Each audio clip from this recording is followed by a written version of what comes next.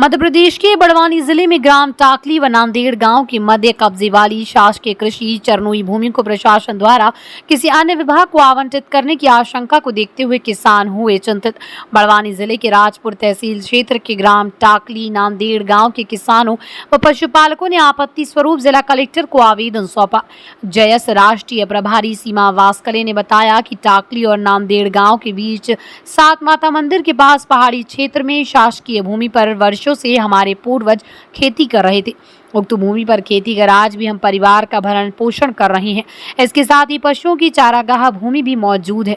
वहीं किसानों का कहना है कि बड़वानी जिला जनजातीय बहुल होकर अनुसूचित क्षेत्र में आरक्षित है।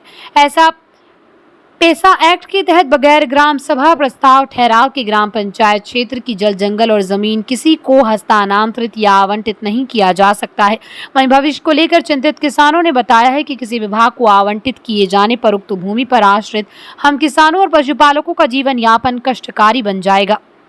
वहीं चरनोई भूमि खत्म होने पर पशुओं के लिए संकट खड़ा हो जाएगा। आप और आपके साथ में कहीं ग्रामीण जन कलेक्टर कार्यालय में आए हैं, कुछ आवेदन दिया, किस संबंध में आवेदन दिया?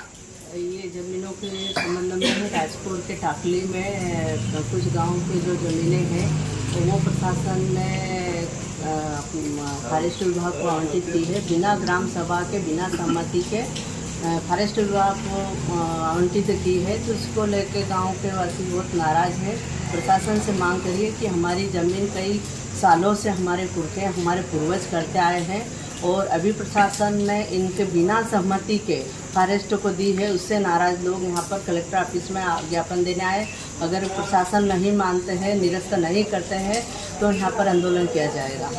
दीदी, एक तरफ से प्रशासन की ओर से पेसा एक्ट बनाया गया है, जो पेसा कानून, उसमें ग्राम सभा सर्वोपरि है, तो इसमें ग्राम सभा का प्रस्ताव पारित किया गया? इन्होंने नहीं किया है। बिना प्रस्ताव पारित के ही इन्होंने कर दिया है, अनुमति दे दी है, लेकिन ये गलत है। एक तरफ से पेसा एक्ट कानून को लागू करने की बात करते, दूसरी तरफ उसको ही उसका भी खंडन कर रहे हैं कि ये सिर्फ एक जुमला बना के रख दिया है पेसा एक्ट कानून, लेकिन ये धरातल पर कुछ भी काम करने का कोई है ही, उचित ही नहीं है।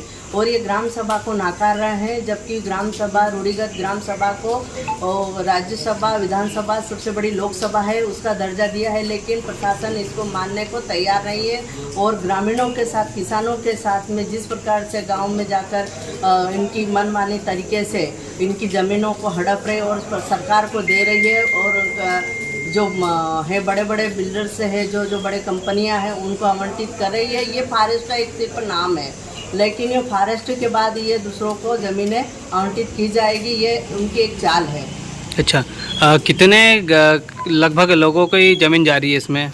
120 हेक्टेयर्स जा रही है ज़मीन। अच्छा, कितने लोग आए हैं लगभग? यहाँ पे 40-50 लोग आए हैं और यहाँ पर पूरा गांव परेशानी से जूझ रहा है, क्योंकि जो इनके गांव के जो महर्षि है, जो ग्राम सभा में ठहराव प्रस्ताव होना चाहिए, हो रहा है, दिया भी है उनके माध्यम से कि ये गांव के क्षेत्र में ये ज़मीनें हैं जो चराई के लिए है, कटाई के लिए है, जैसे पूरा जो गांव के महर्षि चरने के लिए जाते हैं, ये उनके अधिकार क्षेत्र में आता है।